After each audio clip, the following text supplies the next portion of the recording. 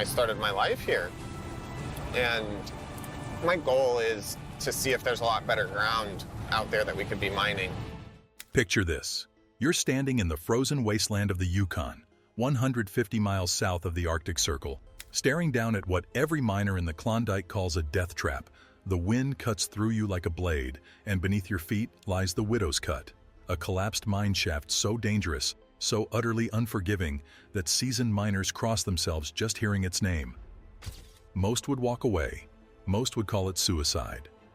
But Parker Schnabel isn't most people. What happened next would shake the gold mining world to its core and potentially rewrite the history books of the 21st century. All right, here's the first scoop going in. He's one step closer to finding out if his new operation will secure his mining future. This is the story of how one man's refusal to back down from the impossible led to a discovery worth $75 million and changed everything. In the cutthroat world of Klondike gold mining, there are places that even the bravest miners won't touch. Legends get attached to them, stories of failure and danger that become part of the land itself. The Widow's Cut was exactly that kind of place, a mine shaft so notoriously dangerous that it was considered off-limits, a self-harm mission that no sane person would attempt. But here's the thing about legends. They usually exist for a reason. The belief that this shaft was too deep and too unstable to tackle wasn't just unfounded superstition. This wasn't some old wives' tale whispered around campfires. The dangers were real, immediate, and potentially deadly. First, the cut was completely surrounded by deep permafrost. Now, if you've never dealt with permafrost before, let me paint you a picture. This isn't just frozen dirt we're talking about. This is ground that has been frozen solid, as hard as concrete, for thousands of years. When you reach that point where it never gets above freezing, where you're building ice the whole time, you know you're in for a world of trouble.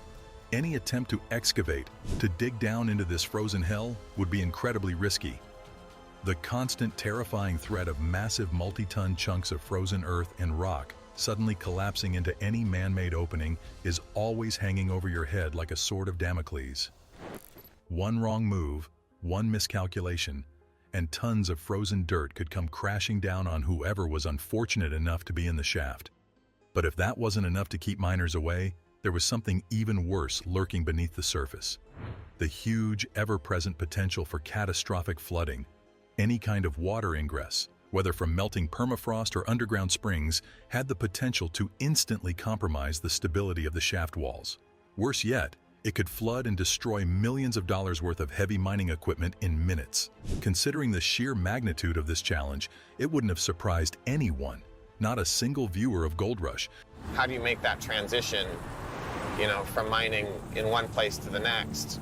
If Parker and his crew had taken one look at the Widow's Cut and decided that this mine simply wasn't for them. Sure, the legends promised a ton of gold for them to extract down there, but it wasn't worth risking their lives and their entire operation. But here's the crazy part. That's not how Parker Schnabel thinks. In fact, rather than seeing the immense risk, it's almost as though Parker just saw another challenge, another mountain to conquer. Perhaps, even more importantly, Parker saw this as a challenge that he was absolutely not going to run away from. They were going to make their way down that shaft one way or another. The crew knew what they were getting into. As the brutal Yukon winter hit the goldfields of the Klondike, they could feel the pressure mounting. Bob's equipment had broken down, a real pain because everything's so far away out there. The logistics alone were nightmarish. They knew they were going to have pipes freezing up constantly. The weather was working against them, and they desperately needed temperatures above 35 degrees for at least 4 hours to have any hope of making progress. But waiting for the weather to turn wasn't an option. Time was money, and in the gold mining business, every day lost to weather, equipment failures, or indecision was money bleeding from their operation. They had set a goal of 5,000 ounces for the season, but now they were talking about upping the ante, getting within striking distance of 7,000 ounces, something that seemed unbelievable given their circumstances. Faced with an impossible challenge, Parker decided to fight back, not with brute force, but with brains and high-tech eyes in the sky. This move would lead to an unbelievable breakthrough that nobody saw coming. The acceptance of a challenge, however, doesn't make that challenge any easier. So what could? Modern technology.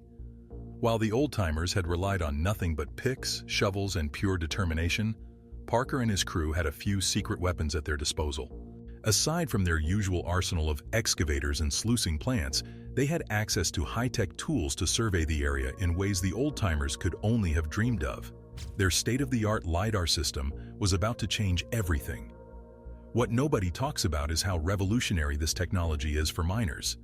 LiDAR, which stands for light detection and ranging, for acquiring LiDAR data over broad areas, shoots out millions of laser pulses to create an incredibly detailed three-dimensional map of the ground. It can peer through vegetation, through layers of debris, through decades of accumulated earth and overgrowth to reveal what lies beneath. On top of that, they paired it with advanced drone mapping techniques.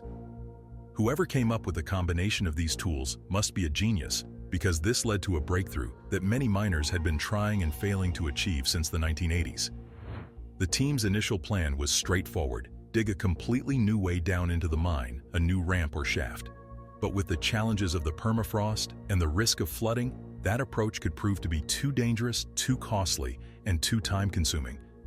As one crew member noted, it gets pretty dangerous pretty quick, but they do what they can. The more time they spent looking for how to get down there, the more of their precious resources, fuel, wages, time, were being burned up on endeavors that didn't actually involve extracting a single ounce of gold. If they didn't want to finish this high-stakes season at a catastrophic loss, they had to make sure they were successful with this gold mining project at the Widow's Cut. And they had to do it fast. This is where the technology paid off in ways nobody expected.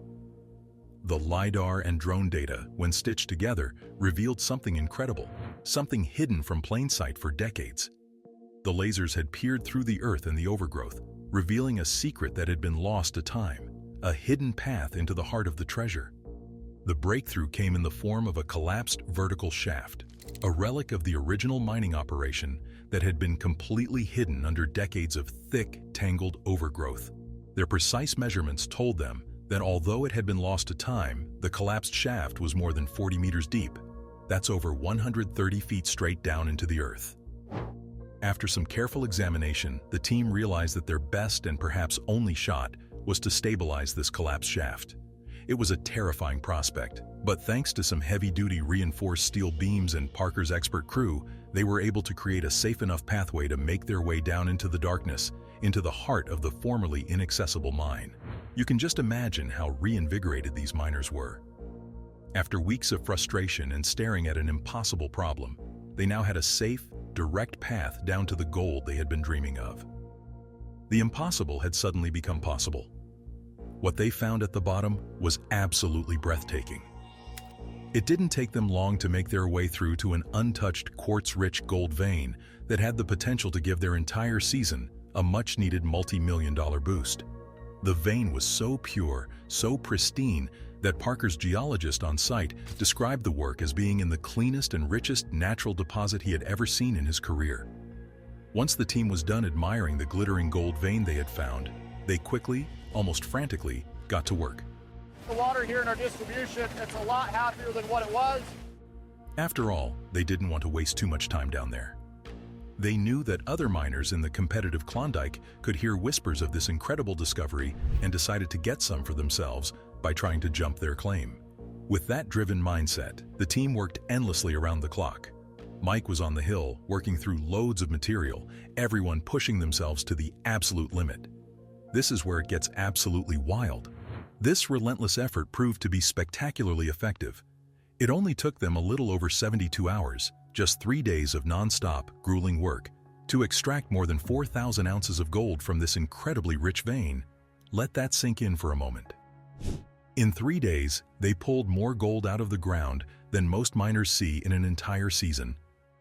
This single stunning cleanup proved to be a powerful, almost life-changing experience for the team.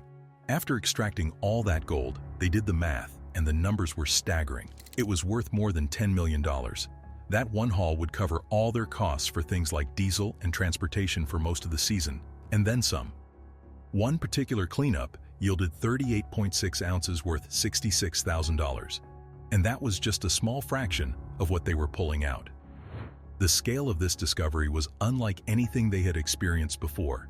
After some careful examination of the gold and the geology of the vein, they realized that it was a lot larger, a lot more extensive than they had initially thought.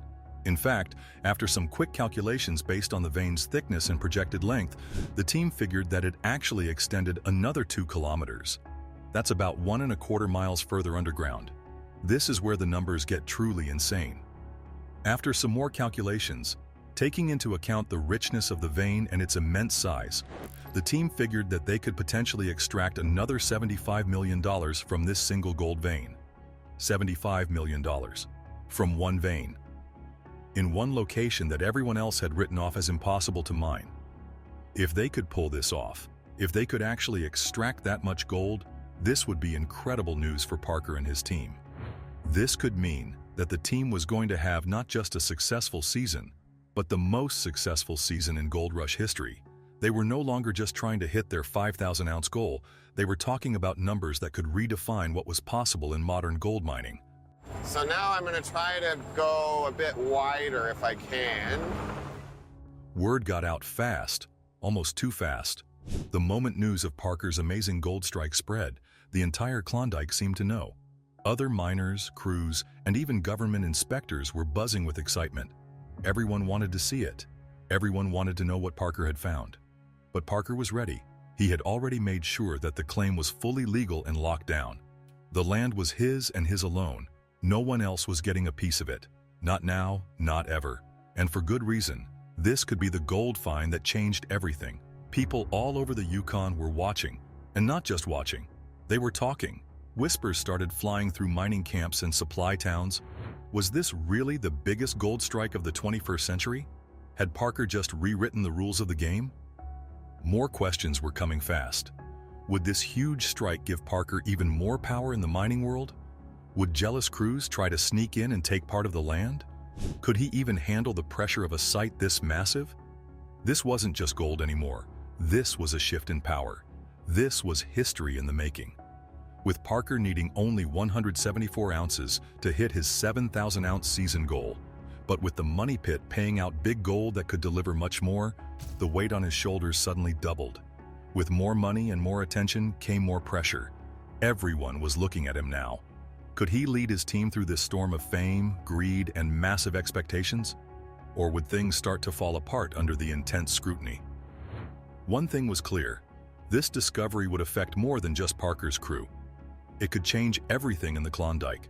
Prices could go up. Land could become more expensive. More miners might move in, hoping to find their own jackpot. It was like throwing a rock into a still lake. The ripples were going to spread far and wide. But Parker wasn't scared. He was focused. This was the moment he had been working toward for years, and he wasn't going to let it slip away. He knew what it took to survive in the Yukon. He had seen bad seasons, fought through equipment breakdowns, rough terrain, and bitter cold. But this was different. This was a chance to become something more than just another successful miner. This was a chance to become a legend. Some say Parker just got lucky. Others believe it was all instinct, that sixth sense that separates the great miners from the merely good ones. But no matter how it happened, one thing is certain. Parker Schnabel just made his mark in gold mining history. The combination of cutting-edge technology, unwavering determination, and the courage to tackle what everyone else considered impossible had paid off in spectacular fashion. Where others saw a death trap, Parker saw opportunity. Where others saw insurmountable obstacles, Parker saw a challenge worth accepting. The king of the Klondike had spoken, and the world was listening. Parker Schnabel's $75 million gamble had paid off, turning a geological death trap into a legendary jackpot that would be talked about for generations. But with a discovery this big, with stakes this high, and with this much money on the line, one question remains. Has Parker's incredible success just invited a new kind of danger?